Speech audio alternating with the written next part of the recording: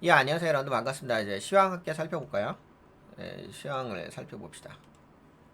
뭐 시황은 그렇게 뭐 큰 변화는 없었습니다. 우선은 그래도 한번 볼게요. 네, 나스닥이 0.52% 살짝 올라왔죠. 그러니까 신고가를 좀 때려준 건 있습니다. 그리고 전고가 돌파한 거. 그 다음에 S&P 500이 0.52. 아니, 그러니까 다 올라왔어요. 야, 근데 나스닥하고 S&P 500 둘 다 나란히 0.52% 상승했고요. 너셀도 그래도 선방해줬네. 0.02%. 다우가 1.0%. 다우가 많이 올라왔다. 그리고 스톡스 유럽 증시도 근데 유럽 증시 뭐야? 유럽 증시가 1.14% 상승해줬네요. 아시아 증시는 일본 증시만 좀 올라갔고요. 뭐 중국 증시는 좀 빠졌습니다. 한국 증시도 약간 약세 모양새가 있었고요. 유가는 네 마이너스, 이건 서브텍스도 원유인데 마이너스 0.26% 살짝 약간 조정. 금 가격이 좀 빠졌죠. 금 가격이 마이너스 1.85%니까 크게 많이 빠졌네. 그리고 비트코인 쪽이 0.38%, 예, 그래도 어느 정도 상승세는 유지하고 있다, 이렇게 볼 수가 있겠습니다. 네, 이렇게 좀 보고 그 다음에 시장을 좀 보도록 하겠습니다. 네, 그 나스닥 종합지수를 보게 되면은 근데 이건 좀 그렇다고요. 하락 종목 개수가 더 많았었어요. 1731개, 상승 종목 개수가 1414개. 여튼간에 이런 정도. 여기 보시다면 뭐 엔비디아, 아마존닷컴, 나이키, 애플, 머크, 특히 이제 나이키가 15.19%로 좀 많이 올라왔죠. 그렇습니다.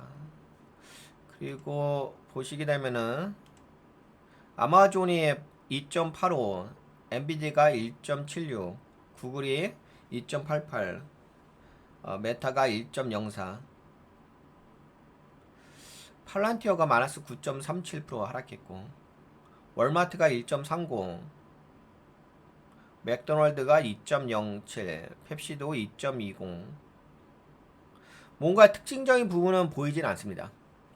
그냥 다들 어느 정도 선방해줬다 이렇게 봐야 될 것 같아요. 컨슈머 디스크레셔너리 이쪽이 이미 소비자 쪽 1.81% 정도 올라왔다. 커뮤니케이션 서비스 쪽이 1.52%, 인더스트리얼가 1.01, 컨슈머 스텝 약간 그래도 소비 쪽이 어느 정도 선방해 준 부분이 있네요, 그죠? 리얼 이스테이트 부동산 쪽 0.43, 그리고 세미컨덕터 반도체 쪽 0.91로 약간. 근데 이게 보이게 되면 반을 나눠 봅시다. 뭐 세미컨덕터가 빠진 건 아닌데 그냥 그래도 좀 하단에 있죠. 헬스케어 쪽이 마이너스 0.17%좀 약세 모양새가 있었습니다. 에너지는 네 마이너스 0.50, 지속적으로 좀 약세죠 최근에. 근데 그때 한번 올라갔었죠 전날에. 그리고 달러는 아직까지는 약세입니다. 달러는 강세가 아니네, 그렇죠? 그래서 제가 달러 관련해가지고 따로 영상을 찍어서 올려드렸죠. 달러 약세는 신흥국 주식하고 원자재 가격 상승의 요인이 될 수 있다. 그런 관점에서 언급해드렸고, 달러 원화 환율은 1364원 정도 살짝 반등. 금 가격은 지금 약세입니다. 전고가를 돌파하지 못한 상태에서 금 가격이 지금 온상 3,302달러 정도에서 움직이고 있습니다. 그리고 코인 쪽은 그렇게 많이 올라가는 것 같지는 않습니다. 이게 추세 자체가 아직 뭐 전고가를 돌파한 건 아니고 약간 요 정도요. 올라갈 자리는 있긴 있네, 그치? 하지만 그래서 뭐 오늘 장은 뭐 미국 장 이제 마무리가 됐잖아요. 특징적인 게 별로 없었어요. 특징적인 거는 없어서 그래도 이제 특징적인 것이 없기 때문에 약간 다음 주를 어떻게 바라봐야 될까? 그런 관점으로 좀 이야기할 수밖에 없는 것 같습니다. 논점 자체가. 그리고 이제 한국 증시도 좀 살펴보도록 하겠습니다. 네, 한국 증시가 이틀 연속 좀 약세 모양새가 있습니다. 네, 코스피가 마이너스 0.77. 근데 그래도 상승 종목 개수가 700여 개 되니까 뭐 그렇게까지 뭐 시장이 약세인 것 같지는 않습니다. 그래도 뭐 빠지긴 빠졌으니까 코스피가 마이너스 0.77, 코스닥이 마이너스 0.81. 그래도 좀 많이 빠지긴 했네. 지수 관점으로 본다면. 아무래도 좀 그동안 좀 올라왔기 때문에 조정받는 모양새가 있어 보이긴 합니다. 약간 그 외국인들의 그 차익 실현 물량이 지금 출회되고 있다, 나오고 있다, 겠죠? 예. 여기 보시다시피 코스피인데요. 코스피에 외국인들이 3일 연속 계속 매도되고 있고요. 그 물량을 개인들이 받아채고 있습니다. 네, 지금은 이제 조정 자리에서 올라갔다가 그동안 많이 올랐죠. 3129선까지 올라왔다가 지금 3일 연속 좀 조정받고 있는데 아직까지는 갭을 메꾸지는 않았습니다. 그쵸. 그런 상태. 여하튼 간에 지금 한국 증시는 이제 조정장에 있다라고는 말씀드릴 수 있을 것 같아요. 조정 구간이라고 봐야 되죠. 네. 코스닥도 지금 코스닥은 아예 갭을 메꾸고 내려온 상태. 여하튼 간에 뭐 지금은 이제 코스닥도 마찬가지로 조정 구간에 있다라고 볼 수가 있겠고, 그리고 아무래도 올라간 게 있으니까 뭐 SK하이닉스도 전날까지 목요일까지는 상승해서 줬었는데요. 30만 원대까지 올라갔었죠. 근데 SK하이닉스 많이 올랐더라고요. 정가 돌파하면서. 근데 아무래도 좀 이렇게 올라왔으니까 조정을 받을 타이밍이기도 하죠. 지금으로 봤을 때는 한국 증시가 좀 많이 올라온 부분이 있으니까 조정은 나올 수 있는 타이밍이네. 그래서 현재로서는 뭐 그동안 올라간 게 있어가지고 조정 구간에 되어 있다라고는 말씀드릴 수가 있겠습니다. 그러면 앞으로도 어떨 거냐? 뭐 아무래도 꺾인 건 있으니까 올라갔다가 그래도 조정이라 하더라도 뭐 어차피 꺾인 거 꺾인 거니까 항상 이제 증시로 볼 때는 미련을 두면 안 됩니다. 냉정하게 현재 시장을 냉정하게 좀 그쵸? 이 코스닥도 보시게 되면 딱 저항대 맞는 자리네, 그치? 그리고 코스피도 올라왔을지 그쵸? 저항대가 걸리죠. 그래서 여튼간에 지금 조정 중에 있다라고는 말씀드릴게요. 그리고 아시아 증시를 좀 더 오늘은 약간 좀 편하게 이야기하죠. 그래도 저거니까 주말이니까. 네, 아시아 증시 제가 이거는 블로그에 따로 올려드리긴 했는데요. 이걸로 볼까요? 올려드린 자료 같다.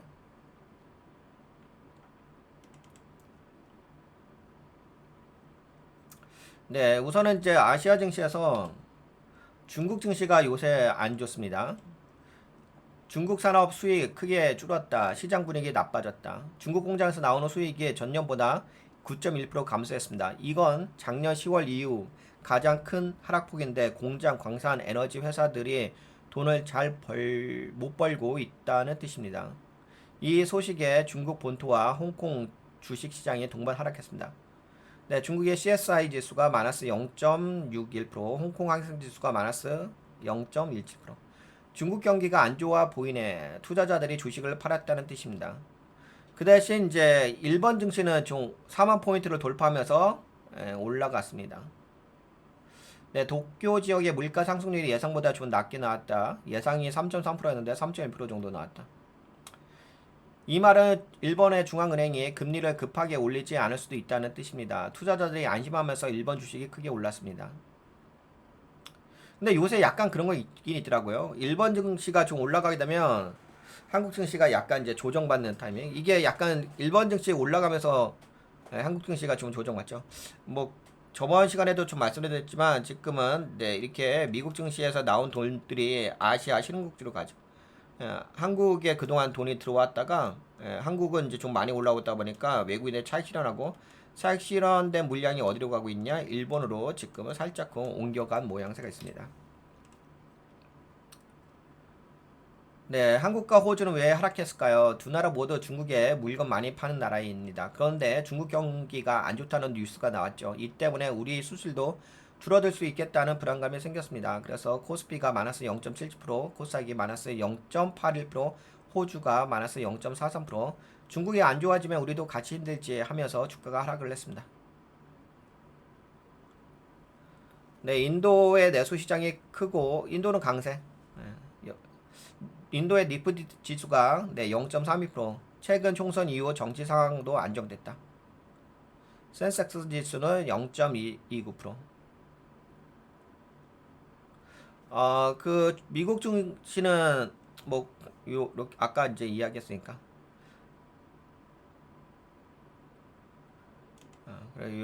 이렇게 아시아 증시 한번 보고 그 다음에 이제 미국 증시를 좀 정리해서 이야기해 드릴게요. 제가 준비한 자료. 우선 밸런스 관점에서 봅시다. 네, 어제 그 장 마감됐을 게 아니 어제가 아니죠. 네, 오늘 장 마감 새벽에. 오늘 장 마감됐으니까 그거 이야기하는 거지. 우선은 이제 S&P 500과 나스닥이 사상 최고치를 돌파했고요. 다우도 하루에 500포인트 가까이 오르며 크게 상승했습니다. 그런데 이제 그렇고요. 예. 왜 이렇게 올랐을까? 중국과의 무역 협상 이렇게 오른 이유에 대해서 좀 말씀드릴게요. 예, 좋은 뉴스가 있었기 때문에 올랐겠죠.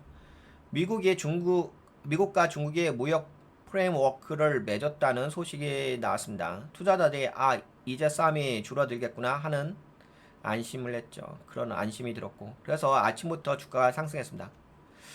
예. 나쁜 소식은 캐나다와의 갈등. 그런데 이게 이제 오전에는 중국과의 어떤 무역 협상 소식 관련된 거 있었거든요. 근데 이제 중요한 것은 그거죠. 이 중국과 미국이 어떤 내용에 의해서 무역 협상을 좀 1차적으로 진행을 했는지 그거에 관련된 내용은 없습니다. 그냥 미국과 중국이 어느 정도 선에서 합의를 했다 이런 소식만 나왔고 구체적인 내용은 없습니다. 약간 그래서 좀 정치적 관점으로 보시는 게 맞을 것 같아요. 실질적인 것은 구체적으로 나온 건 없거든요. 그리고 그래서 이제 오전에는 뭐 이렇게 올라간 거고요. 이런 소식으로. 근데 오후에 좀 빠졌죠. 캐나다와의 갈등. 그런데 오후엔 트럼프 대통령이 갑자기 캐나다와의 무역 협상 전면 중단을 선언했습니다. 이유는 캐나다가 미국 IT 기업에게 세금 부과하려 했기 때문입니다. 트럼프는 앞으로 7일 안에 캐나다에 어떤 관세를 매길지 결정될 것이라고 했습니다. 쉽게 말해 중국과는 가까워졌고 캐나다와는 멀어졌지만 전체적으로 크게 싸우지 않겠구나 하는 분위기가 시장을 지배했습니다. 돈은 어디로 움직였을까요? 투자자들이 주식으로 몰렸고 대신 채권이나 금 같은 안전자산에서는 빠져나갔습니다. 채권은 한번 볼까요? 그래도 채권은 살짝 올라왔어요. 뭐 여러분들도 아시다시피 PC 지수가 살짝 올라간 건 있거든요. 그래가지고 채권 쪽은 살짝 좀 올라온 건 있습니다. 채권 금리가. 그래서 위험 좀 감소해볼까 하는 리스크 분위기는 다시 살아난 건 있다. 다음 주에는 무엇을 봐야 할까요? 가장 중요한 것은 고용보고서. 우선은 이제 7월 4일이 미국의 독립기념일이라고 합니다. 그래서 휴장. 그리고 7월 3일 날 고용보고서가 발표되고요. 그리고 그 전에 뭐 ADP 또 그거 관련된 거 일자리 수 발표되죠. 그래서 이제 다음 주는 아무래도 이제 고용 관련된 경제 지표가 많이 나옵니다. 그래서 예상보다 신규 일자리 수가 11만 5천 개, 5월에는 13만 9천 개였으니 줄어든 수치. 우선은 일자리 수는 좀 줄어드는 모양새가 있어요. 그래서 지금 이게 만약에 시장 분위기에서 어떻게 반영할 것인지가 좀 살펴볼 필요는 있을 것 같아요. 근데 만약에 또 일자리 수가 계속적으로 좀 줄어든다고 한다면은 그냥 한번 봅시다. 뭐 우리가 이걸 단정해서 이야기할 건 아닌 것 같고 단지 이제 다음 주에 고용 보고서에 좀 집중해서 좀 살펴볼 필요가 있다는 거죠. 월요일날 시카고 기업 경기 지표, 그리고 화요일날 미국의 제조 ISM 지수, 뭐 지속적으로 경제 지표 나오는 거니까 이거 좀 살펴볼 필요가 있고. 주가가 크게 오른 이유, 중국과 잘 지낼지도 모른다는 기대감이 커졌고, 지금은 주식을 살 타이밍이라 느낀 사람들이 많았습니다. 걱정되는 점도 있었습니다. 캐나다와 다시 싸움이 커질 수도 있고, 다음 주 발표될 고용 지표가 실명스러우면은 시장이 다시 흔들릴 수도 있어요. 그래서 다음 주에는 고용 지표 좀 살펴봐야 될 것 같고, 근데 다음 주에 좀 살펴볼 게 많이 있을 것 같은데? 다음 주하고 다다음 주가 좀 고비긴 하구나. 우선은 이제 고용 지표만 봐야 되겠구나. 우선은 고용지표가 실망스러우면은 다시 시장은 흔들릴 수 있다는 거. 그래서 긴장과 안도의 롤러코스터를 탄 하루였지만 결국 시장은 안도의 미소를 지으며 마감이 됐다. 제가 오늘 방송 제목에 이 이야기까지 해놨죠. 관세 유예. 관세 유예는 당분간 뭐 그렇게까지 안 받아도 될 것 같고 집중 안 해도 될 것 같고 다 다음 주이네요. 그러면 고용보고서나 좀 다음 주에는 신경 써야 될 것 같습니다.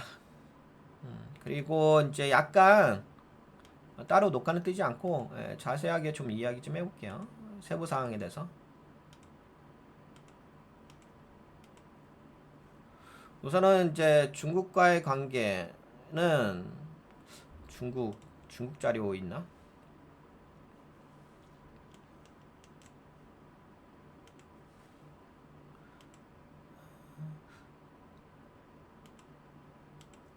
우선은 이제 PC 지수 좀 이야기할까요?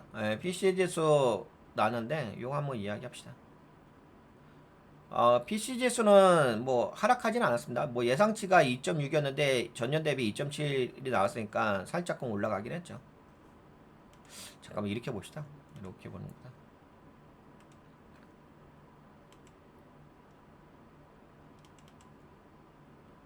네, 그래서 지금 PC 지수 대해서 어떻게 보고 있는지.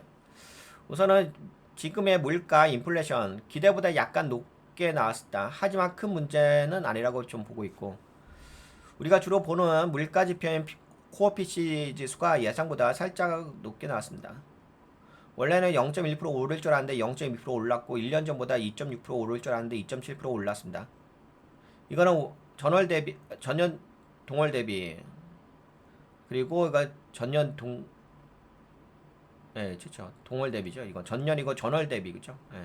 그래서 이거 물가가 완전히 안정되지는 않았지만 걱정할 정도는 아니다라는 신호. 근데 그래도 그건 있어요. 이게 걱정할 정도는 아닌데 그래도 여기 10년 물채권 금리 보게 되면 살짝금 올라왔어요. 안 올라오진 않았습니다.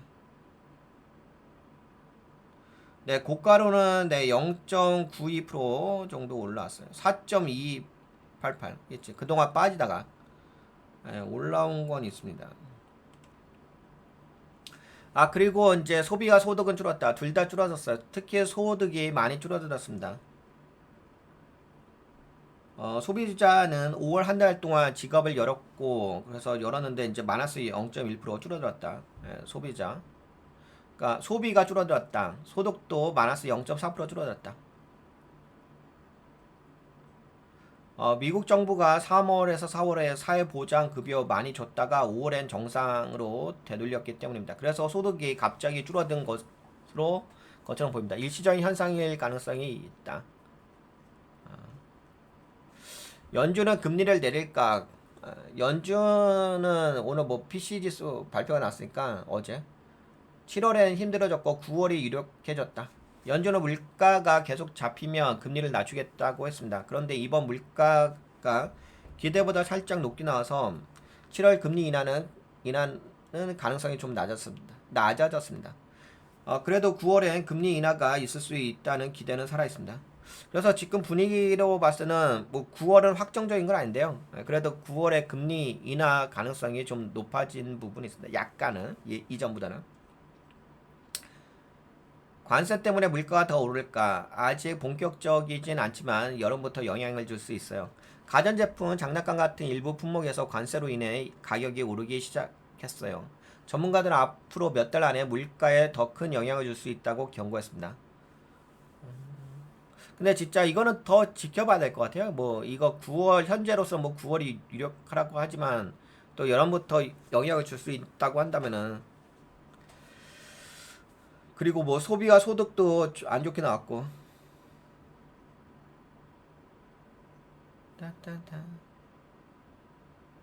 물가 상승세는 완만하지만 아직은 끝나진 않았다. 소득 소비는 일시적으로 둔화된 모습이다. 연준은 아직은 좀 더 지켜보자는 입장이다.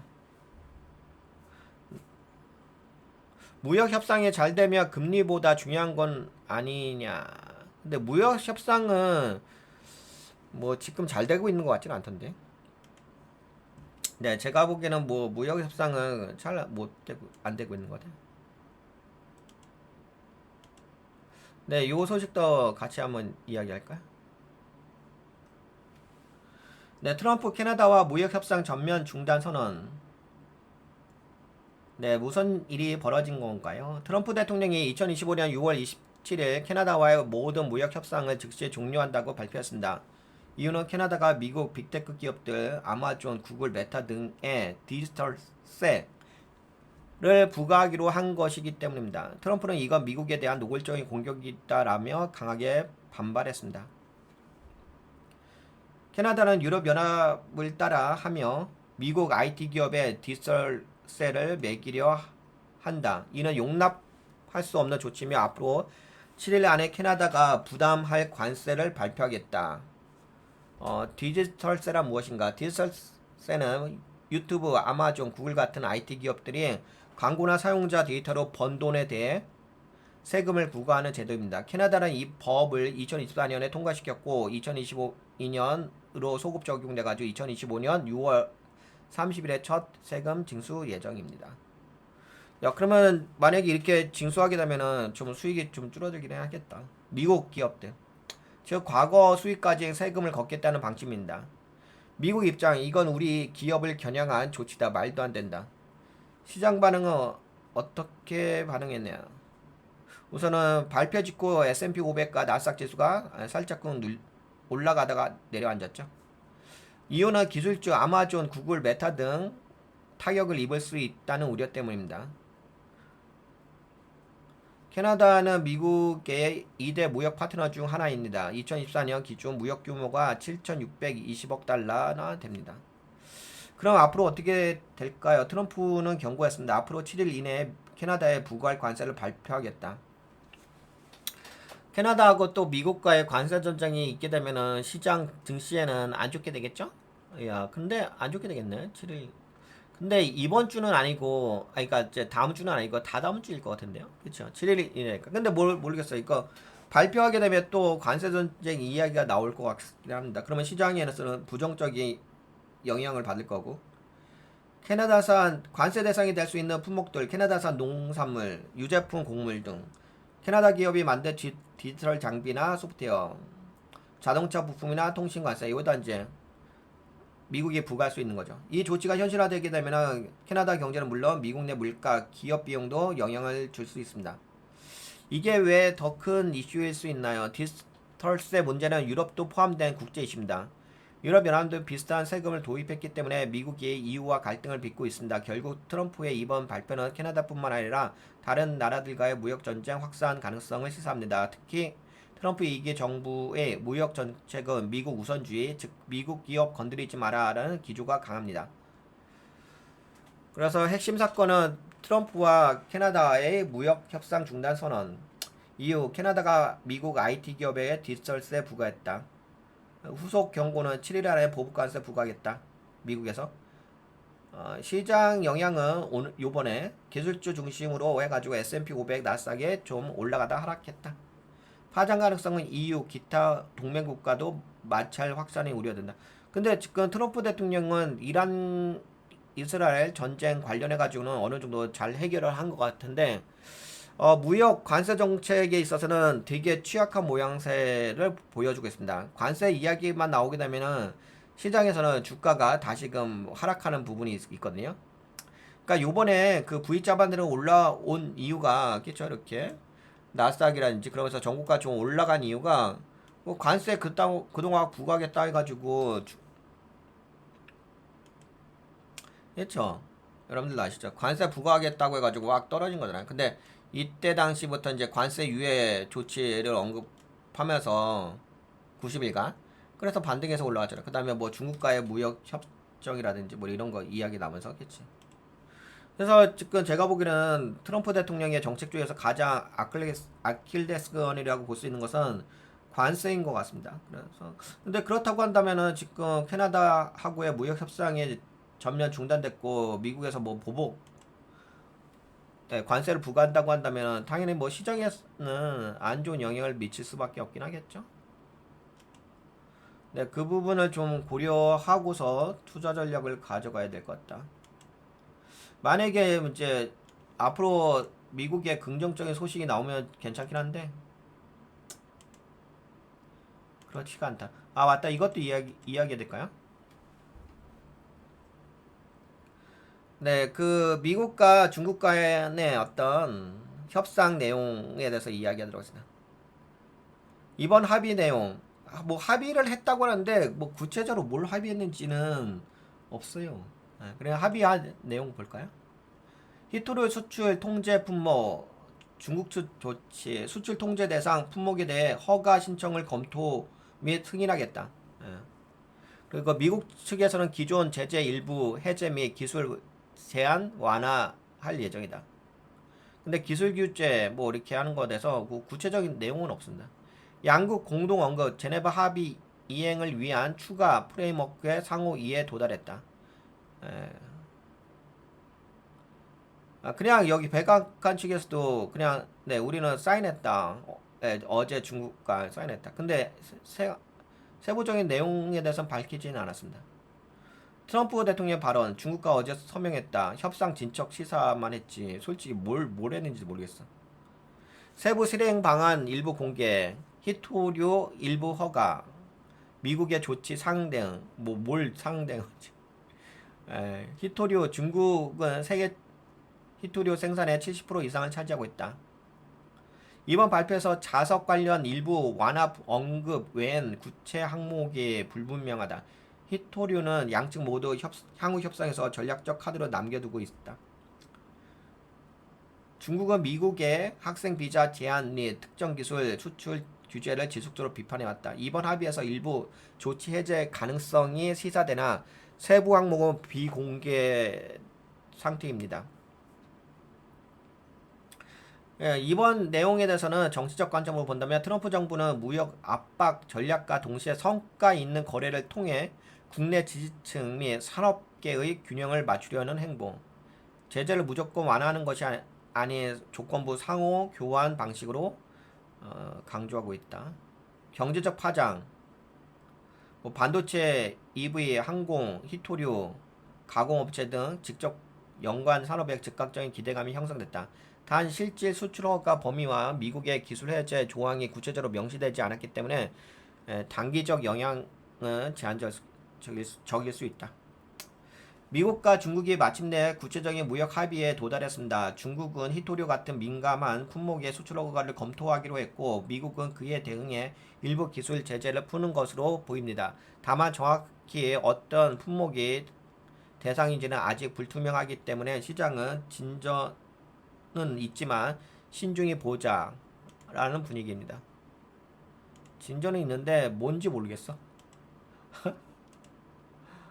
그 다음에 요것도 한번 볼까요? 네, 미국에서 은행 스트레스 테스트를 했습니다. 핵심 요약. 은행 시스템은 미국의 은행 시스템 이야기라는 거예요. 안정적이다. 규제는 뭐 이제 여기 보시게 되면 2025년 연례 스트레스 테스트 결과 22개 미국의 대형 은행 모두 극심한 경기 침체 시나리오에서도 대출 능력 유지하고 손실 흡수 가능 판정을 받았다. 총 5,500억 달러 규모의 손실 발생을 가정하더라도 자본 비율이 법정 기준 이상으로 유지된다면 시뮬레이션 결과 그런 결과로 했는데 이제 다 좋은 결과 나왔다고 합니다.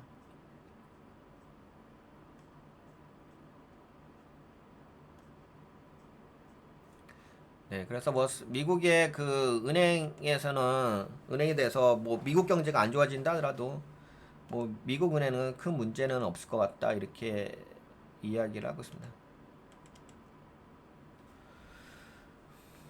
네, 은행이 망해도 버틸 수 있을까? 미국 연준의 스트레스 테스트 결과 요약. 이번 테스트는 뭘 확인한 건가요? 연준은 매년 큰 은행들에게 일종의 가상 재난 시나리오 테스트를 합니다. 만약 미국 경제가 심하게 망가지면은 이 은행들이 버틸 수 있을까? 즉 실업자가 10%까지 늘고 부동산 가격이 폭락하고 수천억대 손실이 발생해도 이 은행들이 여전히 고객에게 돈을 빌려줄 수 있는지를 시험하는 것입니다. 결과는 어땠나요? 22개의 대형 은행들 모두 버틸 수 있다고 평가를 받았습니다. JP 모건, 골드만삭스, 웰스파고 등 가상의 위기 상황에서도 5,500억 달러 약 하나로 750조 원 손실을 감당할 수 있다는 결론이 나왔습니다. 이 말은 갑작스러운 경제 위기가 와도 대출 중단이나 뱅크런, 은행 줄도사는 일어나지 않을 거라는 뜻입니다. 그런데 왜 이게 정치 문제가 되나요? 최근 미국 정부 트럼프 2기 행정부는 이렇게 말하고 있습니다. 이런 테스트는 너무 빡세게 하지 말고 은행들이 더 쉽게 통과하게 해주자. 은행들은 당연히 좋아합니다. 왜냐하면 혹시 모를 위기 대비로 쌓아둔 돈을 주주에게 배당하거나 자사 매입에 쓸 수 있기 때문이죠. 하지만 소비자 단체나 민주당은 걱정합니다. 은행에 너무 관대해지면 또다시 2008년 금융위기 같은 일이 벌어질 수 있다고. 은행들 입장 테스트를 잘 통과했으니 배당금을 늘릴 수도 있고 자사주를 사들여 주가를 올릴 수도 있다. 일반 소비자 입장 규제가 너무 완화되면 은행의 부실 리스크가 커질 수 있다. 은행은 안전하지만 이 안전을 지키는 방법에 대한 싸움이 벌어지고 있다. 규제 완화냐 시스템 안정이냐 이번 테스트의 숨은 주제입니다. 그래서 여하튼간에 뭐 잘 통과됐으니까 큰 문제는 없고 그 다음에 이제 요거 하나 이야기를 해볼까요?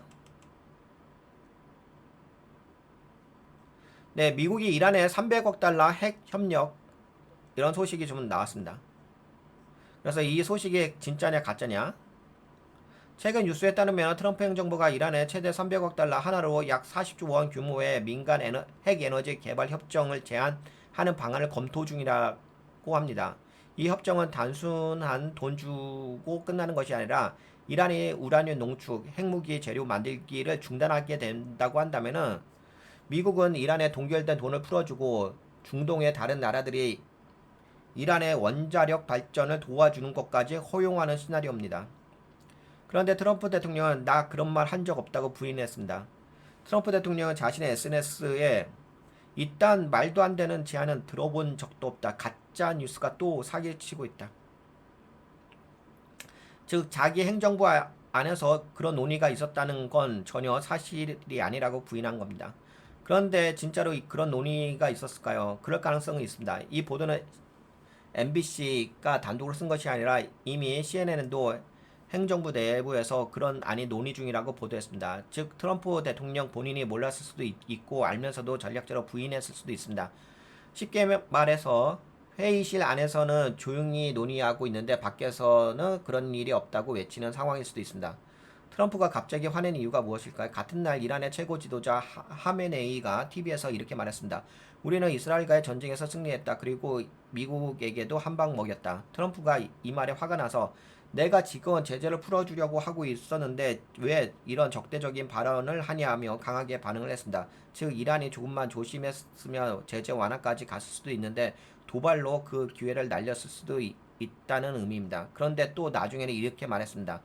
그런데도 이란은 나랑 만나고 싶어 해요. 곧 만날 겁니다. 근데 트럼프 대통령 되게 변덕쟁이 같아.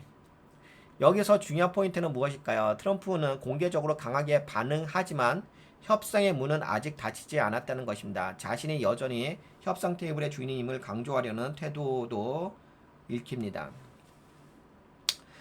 이란이 핵 활동을 줄이게 되면 미국이 최대 300억 달러 지원을 검토하겠다라는 뭐 이런 제안 이야기가 그냥 진짜인지 가짜인지 모르겠지만 나왔습니다. 대통령 말도 안 되는 소리다. 가짜 뉴스라고 공개 부인했다. 그 이유 이란 최고 지도자가 우리가 미국 이스라엘에 이겼다 발언하자 트럼프가 격분했다. 그러나 트럼프는 이란이 여전히 나와 만나고 싶어 한다고 말하며 협상 가능성을 열어두었다. 대중이 기억해야 할 핵심 포인트는 진짜 중요한 건 지금 협상이 실제로 시작되었냐 보다는 이란 제재가 풀릴 가능성이 생겼느냐입니다. 이란과의 긴장이 완화되면 국제 유가가 떨어질 수도 있고 중동 전쟁 리스크가 줄어들 수도 있으며 미국 외교의 방향이 크게 바뀔 수도 있습니다. 트럼프 행정부는 이란과의 딜을 조용히 검토했을 수도 있고 트럼프는 외교적 카드를 일부러 숨기거나 흔드는 중일 수도 있습니다. 네, 이런 소식도 있습니다. 그러면 이제 여러분들과 함께 세부적인 내용 소식 다 전해드렸죠? 그리고 아까 뭐 PC 지수 물가에 대해서는 네 말씀드렸는데 근데 요새 그 제가 요번에 뭐 PC 지수도 나오기도 하고 뭐 그다음에 소비 소득도 일시적이긴 하지만 약간 줄어든 것도 있고 그래서 이제 PC 지수 관련해서 좀 말씀드리자면 결론만 쉽게 기억할 수 있는 결론 물가는 아직 안 잡혔고 소비자들도 네, 물가는 아직 안 잡혔고 소비자들은 벌이도 줄고 씀씀이도 줄였다. 그런데도 트럼프는 연준의 금리 인하를 요구하고 있다. 연준은 조심스러운 상태고 금리 결정은 여전히 갈림길에 있다. 뭐 요거는 아직까지는 좀 멀었다고 봅니다. 예, 우선은 뭐 현재 7월 달은 아니고 그리고 지금 6월 28일이잖아요. 7월 달은 아니고 뭐 빠르면 9월 달일 수가 있긴 있는데 그거는 뭐 가봐야 될 것 같습니다. 앞으로 나오는 이제 경제 지표를 좀 봐야 될 것 같아요. 네, 그러면 여기까지 증권 시황에 대해서 이 정도 이야기할까요? 이 정도면 뭐 됐죠?